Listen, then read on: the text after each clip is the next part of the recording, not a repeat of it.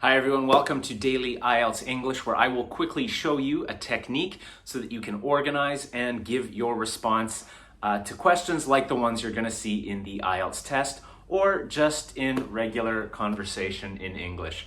First, I'll go through the technique and then I'll demonstrate with my own response. First, we're looking at an identification question. This is in part 3 of the test. These are the kinds of question where they ask you for multiple possible answers. Let's take a look at the question. What sort of occasions do families and friends like to celebrate? Okay, this is a very simple technique that I use with a lot of students if they're feeling confident, if they're feeling like they have a good answer.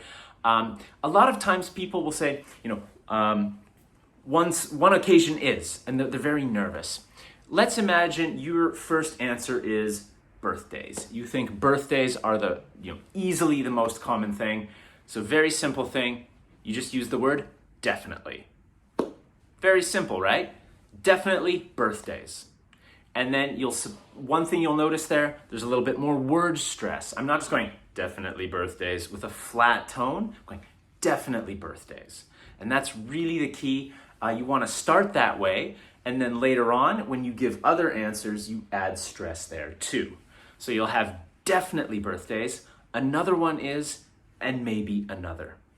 So, what sort of occasions do people like to celebrate with friends and families? Definitely birthdays. I think for most people, that's the first thing that they're gonna think of. That's the first thing they wanna celebrate. That's the first thing where they want to be around their friends and family.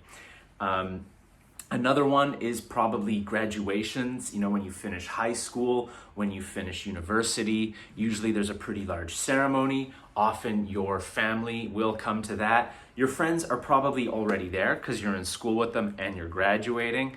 But yeah, definitely family comes to that one.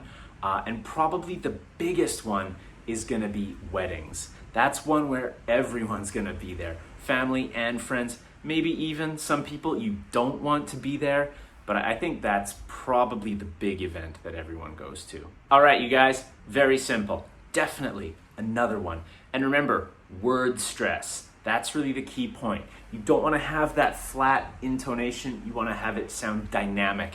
That way you can get that higher score on your IELTS test. All right, everyone, thanks for watching. Please remember, language is a habit, not a skill.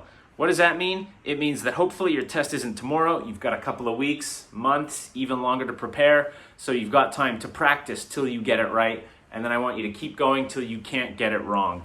Have a great day. I'll see you later.